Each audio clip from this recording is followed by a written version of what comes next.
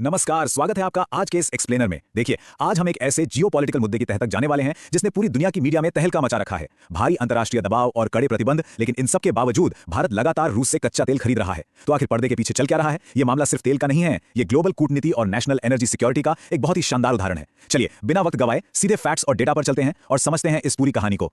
तो आज के इस एक्सप्लेनर का हमारा एजेंडा बिल्कुल क्लियर है। हम शुरू करेंगे सैंक्शंस और उसके खिलाफ भारत के रुख से, फिर बात करेंगे नेशनल एनर्जी सिक्योरिटी की, रुपया रूबल पेमेंट सिस्टम कैसे काम कर रहा है, दुनिया पर मंडराते तेल संकट की, पश्चिमी मीडिया बनाम रियलिटी की, और आखिर में समझेंगे कि कैसे एक नई मल्टीपोलर दुनिया का जन्म हो रहा है।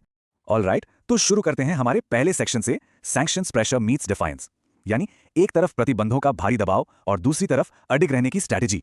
अब इस पूरी ग्लोबल टेंशन की शुरुआत कहां से होती है? जरा इस टाइमलाइन को देखिए। शुरुआत में ग्लोबल सप्लाई चेन को संभालने के लिए अमेरिका ने मार्च 2026 में रूसी तेल पर लगे प्रतिबंधों में एक छूट दी थी, जिसे हम वेवर कहते हैं। फिर इसे अप्रैल 2026 तक एक्सटेंड कर दिया गया, लेकिन असली ट्विस्ट तब आया जब 16 मई 26 को ये अमेरिकी वेवर खत्म हो गया और इसे रिन्यू नहीं किया गया। दुनिया भर की नजरें इस बात पर टिक गई कि भाई क्या अब भारत में तेल की सप्लाई अचानक रुक जाएगी? लेकिन ऐसा बिल्कुल नहीं हुआ। जरा इस नंबर पर गौर कीजिए, 2.3 मिलियन। मई 2026 की शुरुआत में ही भारत ने हर दिन 2.3 मिलियन बैरल रूसी तेल खरीदा। जी हां, हर दिन। यह अपने आप में एक बहुत बड़ा रिकॉर्ड है। सोचिए, वेवर खत्म हो चुका था, प्रतिबंधों का खतरा मंडरा रहा था, लेकिन इसके बावजूद इतनी भारी मात्रा में तेल का आना यह साफ बताता है कि कूटनीतिक दबाव के बावजूद व्यापार बिल्कुल भी धीमा नहीं पड़ा।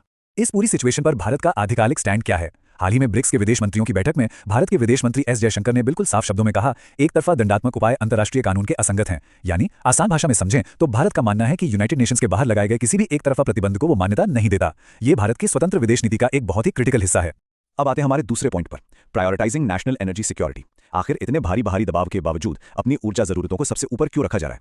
इस बात का एकदम सीधा जवाब पेट्रोलियम और प्राकृतिक गैस मंत्रालय के संयुक्त सचिव सुजाता शर्मा जी के इस ऑन द रिकॉर्ड बयान से मिल जाता है। उन्होंने कहा, हमारी प्राथमिक जिम्मेदारी हमारे 1.4 अरब लोगों की ऊर्जा जरूरतों को पूरा करना है। रूसी तेल खरीदना व्यावसायिक रूप से फायदेमंद है, सीधा सा लॉजिक है, कूटनीति अपनी जगह है, लेकिन 1.4 अरब नागरिकों का सर्वाइवल और उनकी ऊर्जा सुरक्षा से किसी भी कीमत पर समझौता नहीं किया जा सकता। अगर हम इसके पीछे के इकोनॉमिक लॉजिक को समझें तो इसके कई फायदे हैं। पहला, रूसी तेल मार्केट में बहुत ही आकर्षक कमर्शियल रेट्स पर मिल रहा है। दूसरा, इसकी वजह से हमारे देश में कच्चे तेल की कोई किल्लत नहीं है, और तो और फ्यूचर एनर्जी के सोर्सेज भी पहले ही सिक्योर कर लिए गए हैं। मतलब साफ है, ये खरीदारी किसी देश की पॉलिसी के दबाव में नहीं, बल्कि पूरी तरह से मार्केट रियलिटी पर बेस्ड है। जहां फायदा होगा, व्यापार वहीं होगा। लेकिन यहां एक बड़ा सवाल उठता है, जब ग्लोबल ट्रेड के पुराने रास्तों और डॉलर पर इतनी पाबंदियां हैं, तो ये सब हो कैसे रहा है? चलिए समझते हैं। सेक्शन 3 में the rupee rouble payment system.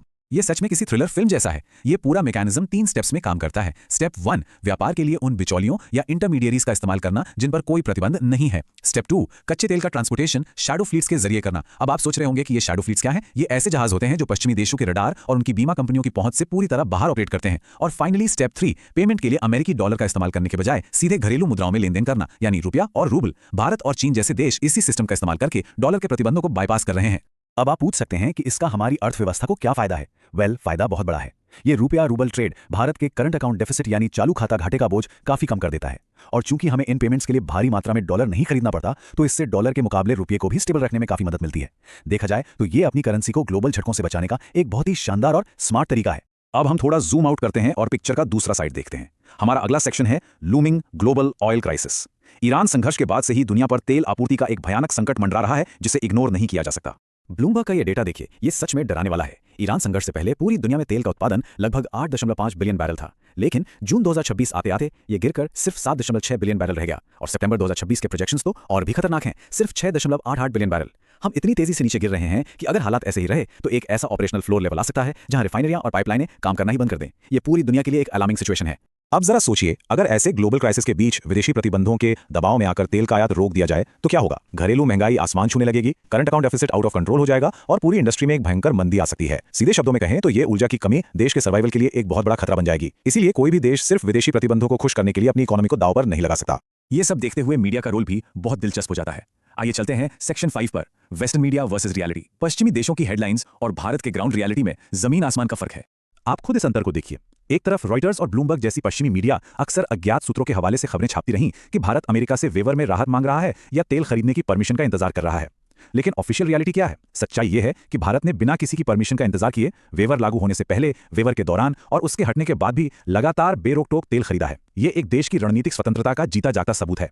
और ये नैरेटिव की लड़ाई इतनी आगे बढ़ गई कि देश के शीर्ष नेतृत्व को खुद सामने आना पड़ा। हाल ही में प्रधानमंत्री नरेंद्र मोदी ने सीएनबीसी के उन रिपोर्ट्स का सरेआम फैक्ट चेक किया जो भारत की ट्रेड पॉलिसीज को लेकर गलत जानकारियां दे रही थीं। जब देश के प्रधानमंत्री को खुद मीडिया की रिपोर्ट्स का खंडन करना पड़े, तो आप समझ सकते हैं कि इस ग्लोबल इंफॉर्मेशन वॉर का लेवल क्या है।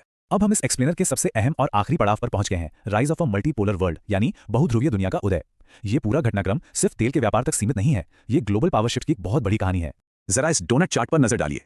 रूस आज जितना भी कच्चा तेल एक्सपोर्ट कर रहा है उसका 51% अकेले चीन खरीद रहा है और 38% भारत ले रहा है, बाकी पूरी दुनिया के हिस्से में सिर्फ 11% जा रहा है। इसका क्या मतलब है?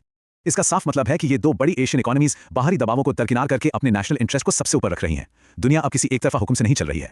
और इस नए वर्ल्ड ऑर्डर को और भी मजबूती मिलती है रूसी विदेश मंत्री सर्गेई लावरोव के उस वादे से जो उन्होंने हाल ही में ब्रिक्स समिट में किया।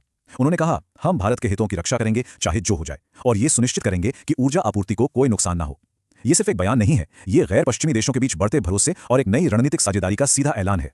तो इस पूरे विश्लेषण के बाद हमारे और आपके सामने एक बहुत ही गहरा सवाल छूट जाता है। एक ऐसी नई मल्टीपोलर दुनिया में जहां हर देश बाहरी दबाव के बजाय अपनी संप्रभुता और अपने लोगों के सर्वाइवल को प्राथमिकता दे रहा है, क्या भविष्य में एक तरफा प्रतिबंध कभी भी पूरी तरह से असरदार हो पाएंगे? सोचिएगा जरूर इस बारे में। ये एक ऐसा सवाल है जो आने वाले दशकों की ग्लोबल पॉलिटिक्स तय करेगा। आज के इस एक्सप्लेनर में हमारे साथ जुड़ने के लिए बहुत बहुत